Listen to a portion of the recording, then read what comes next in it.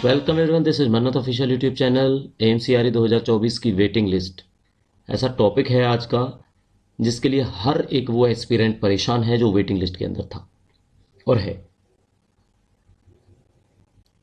Clarification बच्चों को कुछ भी नहीं है कि लिस्ट है तो है, क्या उसके अंदर है, कैसे उसको इंटरप्रेट करें, कैसे समझें। तो सारा का सारा डाउट इस वीडियो के अंदर आपको क्लोज कर देंगे, आपको समझा देंगे अच्छे से। आपका पूरा का पूरा डाउट है वो खत्म हो जाएगा। बेसिकली हुआ क्या है, कल हमने आपको टेलीग्राम पर इंटीमेट किया, आप सबको बताया कि हम इस पर डिस्कस करेंगे और आपको 100% इसके बारे में समझा देंगे। सब कुछ रेडी था। 22 मिनट से ज़्यादा की वीडियो है, टेलीग्राम पे हमने बच्चों के साथ शेयर की, उसको हमने लॉक लगा के रखा हुआ है अभी। ठीक है, वो बिल्कुल लॉक्ड है। किस वजह से लॉक्ड है? पूरा का पूरा इशू आपको समझाया। इश्यू समझाने के बाद जब बारी आती है उसको पब्लिक करने की, तो फिर से कुछ ऐसा जो है मैसेज आता है, नोटिस आता है कि ये सब कुछ बिल्कुल गलत हो जाता है। कैसे गलत हो जाता है?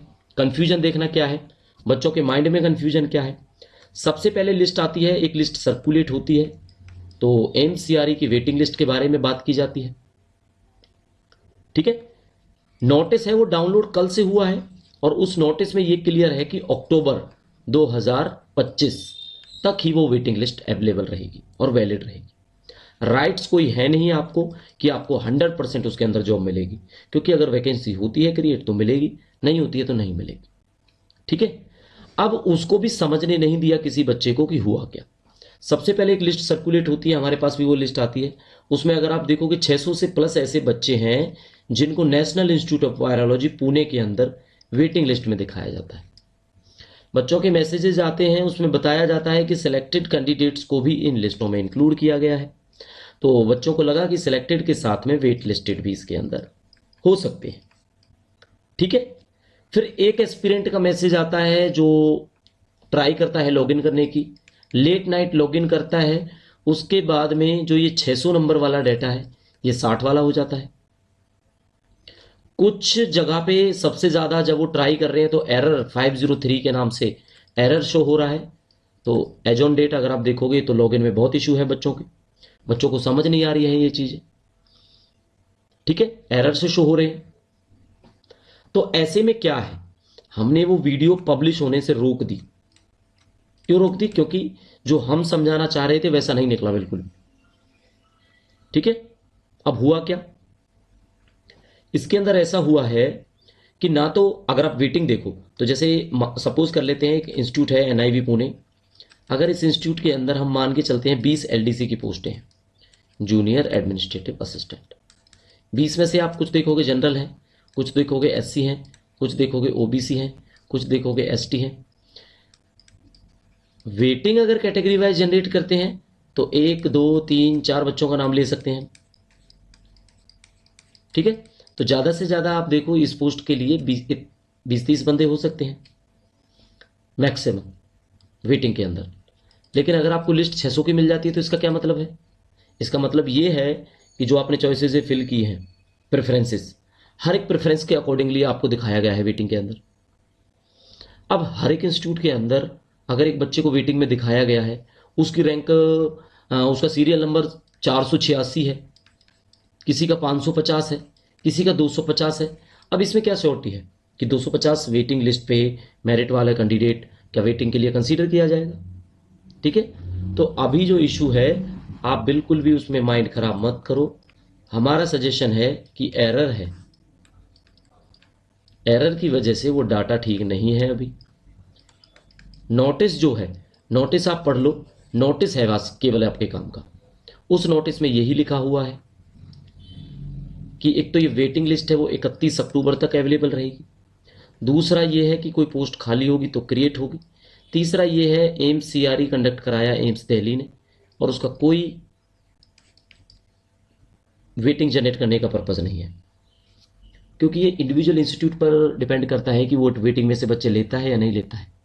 अब इंडिविजुअल इंस्टीट्यूट्स अगर इस चीज़ में दिलचस्पी रखेंगे तो वो रख सकते हैं। सीआरई यानी कि न्यू दिल्ली इसके अंदर कुछ नहीं करेगा। न्यू दिल्ली केवल कंपाइल करके डाटा आपके सामने पुट कर देगा। तो ऐसा ही कुछ डाटा इन्होंने पुट किया और वो अभी उसमें इतने एरर्स निकल के आ रहे हैं कि कोई भी क्लैरिफिकेशन नहीं है।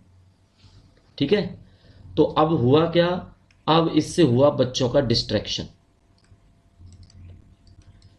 कोई अपना रेलवे के लिए पढ़ता है, कोई अपना एसएससी सीजीएल में लगा हुआ है, कोई अपना नेटर चंडीगढ़ की तैयारी की सोच रहा है, और इस टाइम पे ऐसी चीज़ आ जाती है जिसमें वो केवल लॉगिन लॉगिन लॉगिन, और वो भी हो नहीं रहा है, हो रहा है तो कुछ गलत आ रहा है, कुछ गलत आ रहा है, कभी कुछ सही आ रहा है, कुछ समझ नहीं आ रहा है।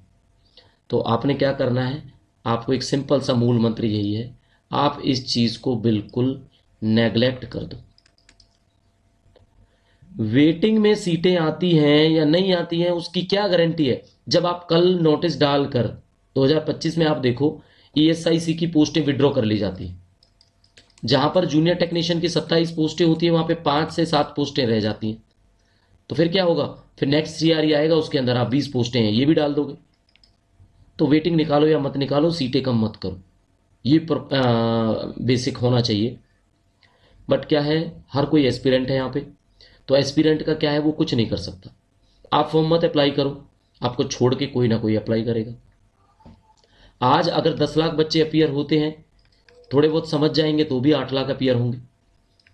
क्यों? क्योंकि कोई ऑप्शन ही नहीं होता, एस्पिरेंट के पास ऑप्शन नहीं होता, फॉर्म अवेलेबल है, भरेगा, ट्राई करेगा। तो इसीलिए आपने क्या करनी है, टेंशन को आप बिल्कुल छोड़ दो, इसकी अभी कोई क्लैरिफिकेशन नहीं है। अलग अलग वीडियोस देखना छोड़ दो, अलग अलग चैनल्स पे वीडियोस देखना छोड़ दो, कोई क्लैरिफिकेशन नहीं है, कुछ नहीं समझ आएगा आपको, क्योंकि अभी खुद एम्स को समझ नहीं आया। एम्स को खुद ये बात क्लियर नहीं है कि किस बच्चे को कितने इंस्टीट्यूट्स के अंदर दिखाना है। बस ये बोल दिया कि मेरिट के बेसिस पे लिया गया है उनको वेटिंग में, तो मेरिट पे लिया गया है तो एक इंस्टीट्यूट के अंदर दिखाओ उनको। जैसे कि आपका फाइनल लिस्ट में जब बच्चों को दिखाया गया था एक इंस्टीट्यूट के रिस्पेक्टिवली, तो एक इंस्टीट्यूट के अंदर ही आप वेटिंग निकालो, हर एक इंस्टीट्यूट की अलग वेटिंग निकालो अगर इंस्टीट्यूट निकालते हैं तो, और फिर वो शो करे कि ये बच्चे हैं वेटिंग में हैं, तो अगर कोई छोड़ के जाएगा तो इनका नंबर आ जाएगा। और आपको टाइम कितना दिया है, 1.5 महीने तक की लिस्ट अवेलेबल रहेगी बस। तो हो भी सकता है इसका कोई बेनिफिट मिले और नहीं भी हो सकता कि बेनिफिट मिले। ठीक है, तो अपने जो बेसिक आपका पाथ है उससे मत भटको, आप अपनी तैयारी करो। वेटिंग का कोई क्लैरिफिकेशन नहीं है, कुछ आपने दिमाग नहीं लगाना, पढ़ाई पे फोकस करो। जैसे क्लैरिफिकेशन आती है 100% ऑथेंटिक तरीके से आपको समझा देंगे। कल एक्चुअली हम आपको समझा चुके थे वो 22 मिनट के अंदर, लेकिन लॉगिन करने के बाद आप देखोगे कि अब डेटा ही चेंज हो गया। पहले किसी बच्चे को लगा था कि वो एक ही इंस्टीट्यूट के अंदर वेटिंग में है, फिर उसको लग रहा है हर इंस्टीट्यूट के अंदर उसको वेटिंग में डाला गया है, फिर उसको ये लग रहा है इतनी तो सीटें नहीं थी जितने वेटिंग के कैंडिडेट्स हैं, फिर उनको ये भी लग रहा है कि वेटिंग के साथ साथ सिलेक्टेड कैंडिडेट्स भी उसके अंदर है। तो इसलिए इसकी कोई क्लैरिफिकेशन नहीं है, तैयारी करो और टेंशन छोड़ दो। ठीक है, कोई चांस हुआ तो आप पे मेल भी आएगी, आपके घर पे चिट्ठी भी आएगी, नोटिस भी आएगा, और पॉजिटिवली मन्नत ऑफिशियल यूट्यूब चैनल से भी आपको इंफॉर्मेशन मिल जाएगी। तो अपने गोल पे फोकस रखो, वेटिंग की कोई क्लैरिफिकेशन नहीं है अभी।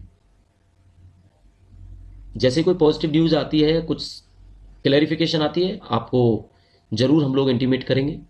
मिलते हैं नई वीडियो में, तब तक के लिए पढ़ते रहिए। Thank you, see you soon.